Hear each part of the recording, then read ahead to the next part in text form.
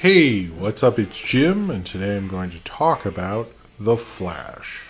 I think most people expected this movie to be a complete and total disaster.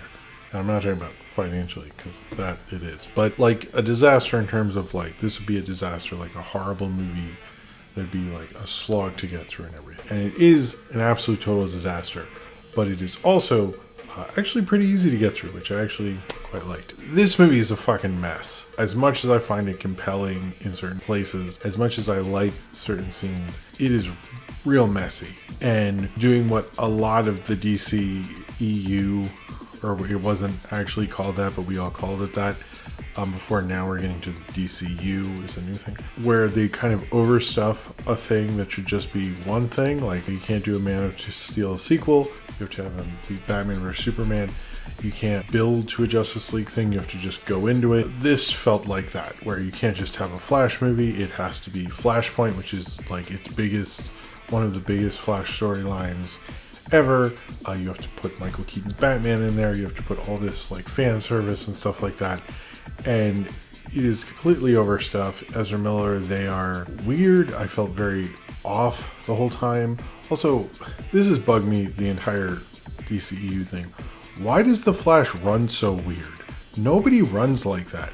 You'd think if you're going to be the Flash, you should know how to run. Like, they are not good at running at all. It for real stinks. Like, I don't understand why Warner Brothers, like, get someone who can run. I don't understand. Like, they're the Flash. Like, they should be good at that, right? Like, shouldn't the Flash be good at running? I thought that was like the thing that was the Flash. I don't understand this. Like, it's just like, look at any time Ezra Miller as the Flash runs, it's always like this real green screen thing. Like, they're running weird on a treadmill or something. It's like, I don't. Anyway, that has bugged me. I guess in the two movies the Flash is in, but whatever. This is just, this is a big old mess that is at least compelling enough to get through. Kind of makes you glad this whole fucking nonsense is over.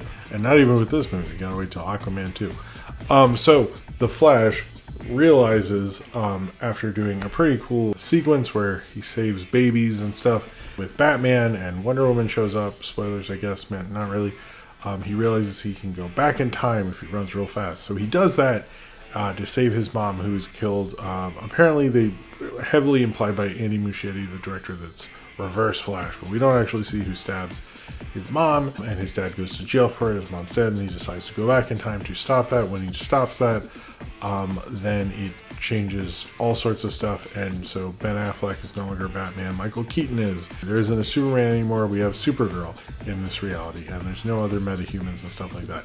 If you go back in time, it changes everything. And they sort of try to introduce the metaverse thing when they should have just said it's a time travel movie. I don't really understand the problem with that, but everything has to be a metaverse now, so I guess whatever. The Flash, he finds his younger self, teams up with him, gives him Flash powers, and then also goes to find Batman and teams up with Michael Keaton because Zod is attacking, because this takes place during the events of Man of Steel, which we can never get through. Much like most annoying DC fans, this movie talks about Man of Steel too much because Zod is coming to Earth and Superman isn't there to stop him. So the Flash, Batman, and Supergirl, and also Flash, have to go and stop Zod, basically, back in time in a different multiverse or whatever. I really, really liked Michael Keaton as Batman in this. It felt like he brought his A-game as Batman. Obviously, I don't think he did the fights. Maybe he did, probably not. They did keep the head the same way, so they had some authenticity to it. But Michael Keaton was perfectly as Batman. But there is one part where, like, when he goes, "Yeah, I'm Batman," that plays naturally in the script. Like, he turns and it like makes sense. The other line in this, they're like, "We should team up," and Michael Keaton's like, "You want to get nuts? Let's get nuts." And it's like, feels very off and very much like I have to do the lines, the quotes. That was strange, and I think that's kind of the problem with this movie, is it brings up things to bring them up, to do fan service. There was one fan service at the very end that I honestly was surprised by, and I laughed, and I thought that was fun because I didn't expect it.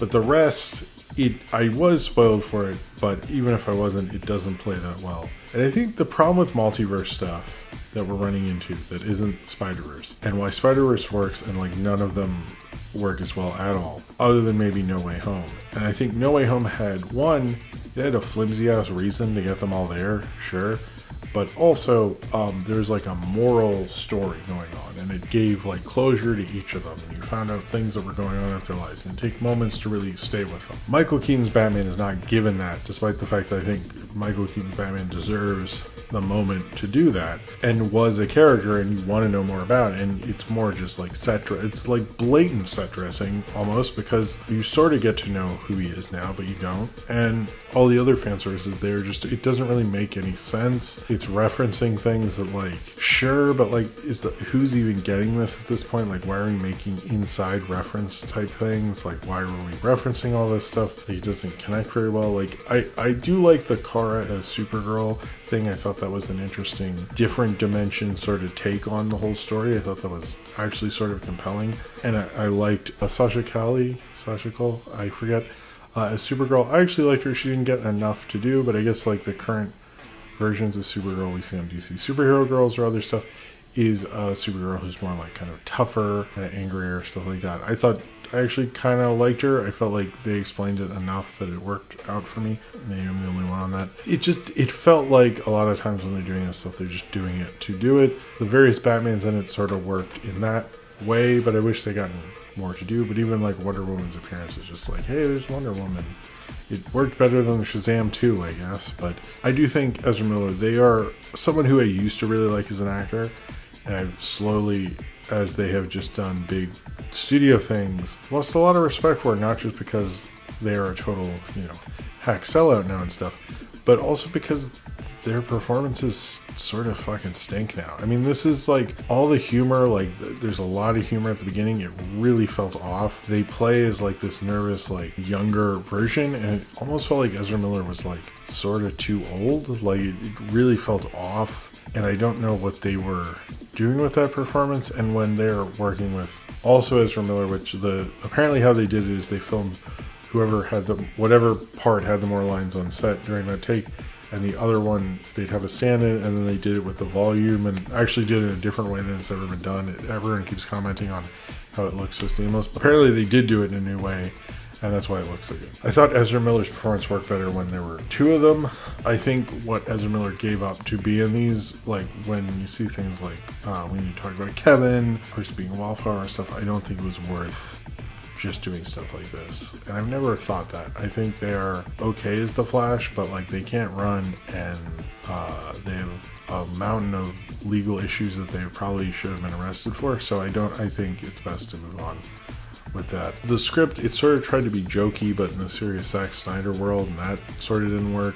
It did feel like there were all these moments and beats they had to hit that were based on nostalgia for a film I don't have any nostalgia for it, and I don't know if anyone was seeing it. I think what worked about No Way Home is like, even if you like Andrew Garfield or not, Tobey Maguire coming back, everybody has nostalgia for him. Like Keaton worked because I have nostalgia for him, but I think it's like you have nostalgia for him, and are you saying something with it? And I don't think they were just going to these places to go to them. I think it does work in a way to make it compelling as a summer movie. Like I was not bored. I just knew this story was badly told. And the opening sequence where Ezra Miller saving the babies, I didn't mind that. I mean, they're obviously like, some people are like, oh, I don't want my kids to get this. Like, they don't even look like real 1-year-old babies. Like, it's obviously like a joke. Like, I thought that sequence was actually very fun. It set off the movie well. The rest of it plays in these weird Snyder ways. It plays in like kind of like almost more Joss Whedon's version of the Justice League than Zack Snyder's, which is weird. And even the multiverse things felt weird, and like all the CG things, if you're wondering my take on it, I think were kind of stupid. It should have been more about the Flash, but I also think like this should not have been the Flash movie. Like Flashpoint, it's like sort of like what happened with the Dark Phoenix saga in X-Men. Like you need a lot of time to build to that. You can't just like go to that storyline because it's a big storyline, and you should. And they kept doing that in both different versions. And this, it feels like what's the big Flash storyline? Flashpoint. And there are certain times where like they would have like his girlfriend or somebody, and I'm like, am I supposed to care about this person I just met? The problem when we take on these comic book stories that rely on familiarity with the characters. And I've not really actually read Flashpoint, but you can sort of tell it in the movie, and you could tell it when the X-Men did Dark Phoenix and failed, except for the animated one in the show, is that you need familiarity. You need to build that up, and you can't just like rush into those things, and it's always a total failure. And I think like that is something that is running through Flashpoint pretty hard, and nothing that this movie can run from exactly, because it's trying to rush to be an event. These are always trying to be more events than they are movies and or stories, and I think that is probably the biggest issue with it. It feels empty in a lot of ways. I liked The Flash as an experience. I liked watching it, but I think these multiverses just feel very unimaginative because they have no real reason to be there. They're just being events for event's sake. And I think No Way Home was an event for event's sake, but also worked as a moral storytelling level. This just doesn't really. It's, you know, it's to do these dumb things. It's like jokey in ways that doesn't fully work for this kind of material. It feels off to me the whole time. It was just like a clunky summer movie that worked for the most part. Andy Muschietti is the director who works on a technical level, but not as a storyteller. And that's what this is. It is an experience. It is not a story. And if you look at it as that, you'll have a good enough time. But I think this shows like why people say there's superhero fatigue, even though the film that's beating it culturally and everything is like a superhero movie. So I'm not sure if that works, guys. But like, I'm not trying to uphold the superhero, but when people are like, man, I'm sick of these superhero movies, can't wait to see Spider-Verse. It doesn't play the way you think it is. But this kind of stuff shows like you can't really get away with this unimaginative stuff, and you can't build to events because it took like how long for the MCU to get to Infinity War. It took comics like how long to get to these certain events and what they're doing with them. And I don't think they really thought about what they needed to do to get Flashpoint or the Flash to stick. And I wish the Flash had been given, as a character, as a cinematic character, another movie before this. To sell them as a character, and then this could be the crazy sequel or third one or something like that. And I wish Michael Keaton we had gotten more with and understand more of who he was and got a moment with him. I think this was ultimately a very bad movie that was directed decently enough. It can almost convince you it's sort of okay.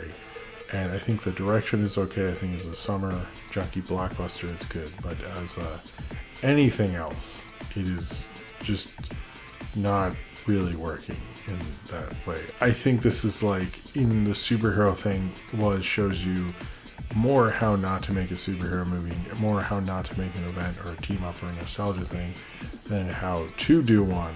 It also shows you how to direct yourself out of a paper bag, and Andy Muschietti does that and makes it compelling enough that you really think almost that there might be something there. But then you look at how Ezra Miller runs real weird, and you remember there's nothing there, and they made a Flash movie where the star of the Flash movie can't even run right, and they just like kept on going. And I think there's no greater metaphor for this movie than that. But man, did they sort of get it to work. I at least didn't fall asleep or get bored. And what greater compliment can you say to a $300 million movie that wants to be an event without earning it, and somehow is whatever the fuck else this mess is. DCEU, I'll sort of miss you, but I do not understand whatever the fuck you were doing, much like I don't understand whatever the fuck The Flash is.